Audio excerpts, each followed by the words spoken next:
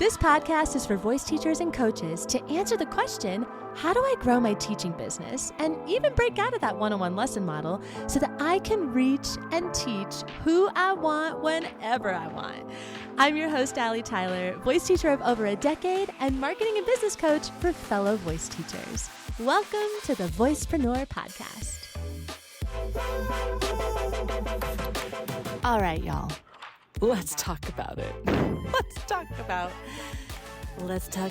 Let's talk about the thing that no one really wants to talk about, but it's so important that we talk about, which is the fact that it literally feels like the world is on fire right now. It's like, I have to laugh and I have to cry.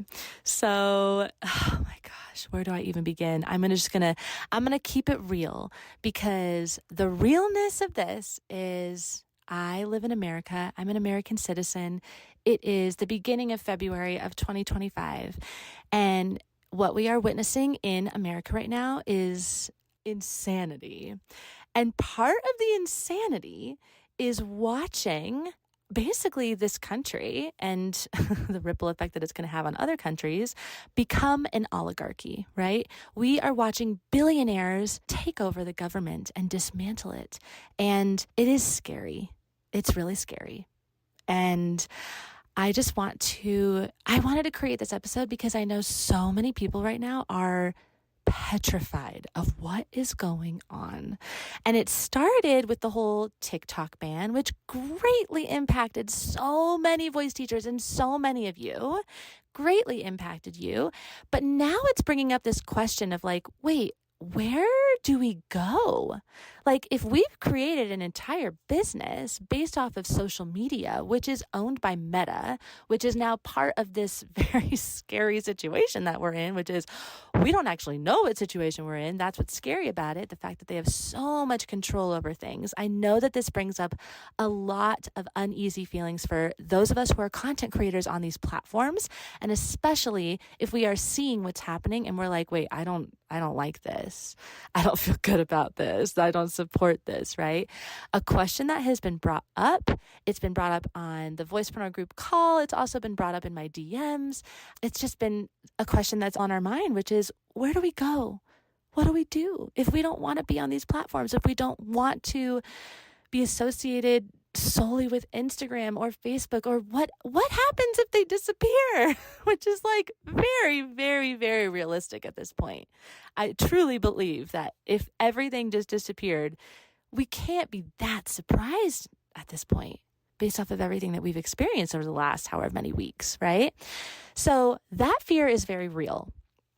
And it's real because so many people, so many voicepreneurs, so many of you all have built a business, a beautiful, scaling, amazing, aligned business off of Instagram and off of TikTok or whatever, right? So let's talk about what we do. What do we do? I don't want to make this complicated. It's actually really, really, really simple, okay? There's not like let's all get on this different platform and go support this grassroots, blah, blah, blah. Like, I want y'all to do that. I want you to look at other social media platforms. Absolutely. It's going to pop up. Things are going to pop up. There's going to be all these different, betas and prototypes. And it's going to be very exciting to watch these creators come up with other ways that we can gather online that does not require us to get onto Instagram or Facebook or TikTok, right? So that's cool. We definitely want to do that, but that's not what this episode is about. I want you to actually take action that is very simple and something you can start today. And it's going to have a great long-term effect, okay? Number one, there's three things. Number one, legacy content. You got to invest in your legacy content. Legacy content is content that lives, right? It lives on. It has a legacy, and it's not on Instagram. Now, I love legacy content for a million reasons. Really, the main one is that it's yours. You're not like posting, for example, a reel where you're using trending music that is on Instagram, right? And maybe you have a lip syncing video that's specific to that trending music, or you have this like dance move that's specific to that trending music. Like all of a sudden, that's not yours, right? That's Instagrams, or TikToks or whatever. I have no idea how TikTok works. I'm not on TikTok. I just keep bringing it up because I feel like I have to, but you get what I'm saying. When I say Instagram, I'm talking about TikTok as well. So that's one reason. That's definitely a main reason. The other one is that legacy content allows you to be a teacher in your fullest form, right? Like if you're creating a YouTube video or you're creating a podcast episode, you have length of time, which is huge. You have so many more possibilities in terms of getting your message across. That's huge, right? So actually, let me back up for a second. When I say legacy content, I know I've posted about this on previous episodes, but just to catch y'all up, in case you don't know, legacy content is really, the way I think about it, it's three different things. It's either the visual, which would be video, which would be on YouTube or Vimeo, whatever, I don't know, all those things, but YouTube is basically the platform that you would go to post content. That's one. It could be auditory. So this would be what you're listening to, a podcast, right? You're using your ears to listen to this. There's no visual component. So podcast, or it could be the, sounds silly. What's the word for reading? Cause I just said visual. I just said, I don't know, but it's going to be reading, right? If you like to read, then it's going to be Substack or some sort of blog. So those are your three different components to legacy content. It's where people get to consume something in a longer form and they get to consume it in a different way than just being on social media, right? So now, going back to legacy content, of those three things that I shared, was there one that resonated with you? Was there one that was like, ooh, that would be really fun? Oh, you know what? I should probably put in a fourth one because I just thought of a client who just did this, which is an app. So cool. So she actually did a combination of this, right? So it was like basically taking videos and putting them into an app. And then she also took audios that you could sing along with and put them into an app. So we'll add app in there as well. Pretty cool. So of those things, is there one where you're like, that would be pretty cool? I think I could do that. Yep, I could do that. Go with that gut. A few years ago, when I was deciding this, I had created the Whole Voice podcast. And I decided to go with podcasts for both the Whole Voice and the Voicepreneur, mainly because, well, it's really easy. I'm literally in my closet on my phone right now, just doing this in one take. Really easy. I only have 20 minutes before I'm going to go pick up my son. So I was like, oh, I'll just record something real quick, right? I don't have to like put makeup on and like do the lighting and the outfits and the blah, blah, blahs. Like I can just do it. Very simple to make. Also very simple for my people to consume. And for me, my people prefer to consume auditorily. They prefer to be singing in their cars and, mainly that's it. No, I'm kidding. They sing in other places, but really like they sing on their cars and they might sing, also like walking around a neighborhood or something, but they like to consume by listening to things. So I created the Whole Voice podcast for that reason. And what was so cool about creating podcasts is I got to play in the realm of how much do I want to sing on this podcast? How do I want to intertwine vocal exercises into this podcast? Do I want it to be more of a lecture style where I'm actually talking about something? Or do I want it to be more like an echo, a back and forth type thing where I sing a phrase and then they sing a phrase, right? Like how much do I actually want them to participate and engage with this podcast? So fun to think about as a voice teacher. So freaking fun, y'all. So have fun with that. Podcast is not out of the realm. If you love video, that's awesome. Go for it. I did that for a while as well. It was just a little more challenging in terms of the time. And that's why, really aligning your legacy content with what your season of life is and where you're at with your lifestyle right now is freaking huge. But get off of Instagram and get off of TikTok and let this be that invitation for you to create legacy content. Find your platform, find your thing, find your consistency, and it's going to be so, so powerful for you. Now you get to save all that content and now it's yours and you can repurpose it however and wherever you want to. So important. Okay, that's the first one. Second one, email. Very simple. Y'all already know this, but I have to bring it up in case you don't. If you are not working on building your email list, this is your sign to do it now. This is your sign to do it now because you own that email list. You own that spreadsheet. That's yours. You can print it. You can re-email them anytime, right? That spreadsheet that has all of the emails on it, that's yours. And that is a huge and amazing way to continue communicating and connecting with your audience in case shit hits the fan and we don't have social media anymore. So I absolutely recommend building your email list. Get that freebie up, get that whatever you need to do to get their email and name, in a loving and genuine way, obviously. But don't make it complicated. Do it today. Do it this week. Y'all, I literally created a freebie with ChatGPT in 30 minutes. 30 minutes. Like, that's what I'm talking about, okay? Don't overcomplicate it. Don't overcomplicate it. Just start it. Just do it. Make the email list happen. Okay. That's your sign. We'll talk more about it in future episodes. Here's the third one. And this to me is actually the most important. Building your community. Build your community. Build your movement. Build your little corner of the internet. Build your tribe. Build your people, whatever you want to call it. This is where you hang out with your people and they are all aspiring to do something that you are teaching them how to do.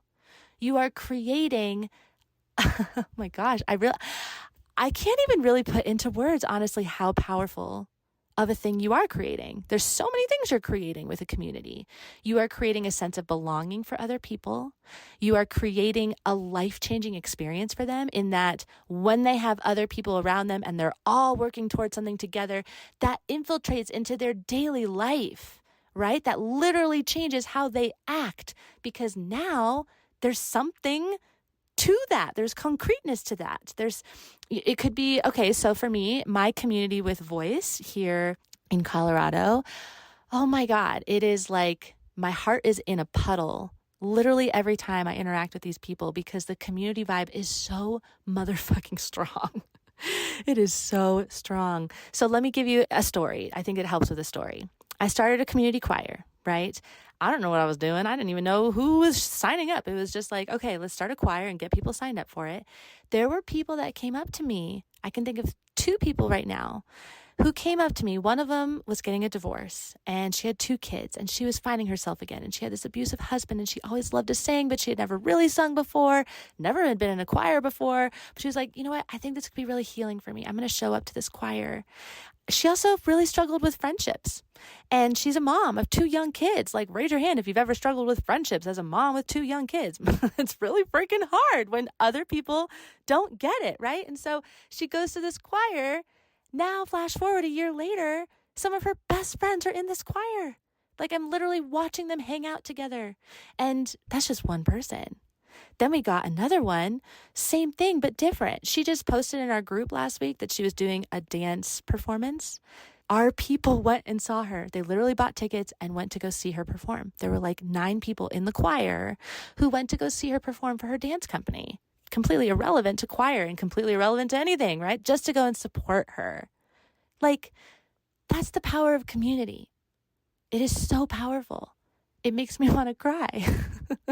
It's life-changing for people. And we have such an amazing opportunity, whether it's in person or online, to give that to people, to give them support and love and accountability and a feeling that like they can do this. It's okay.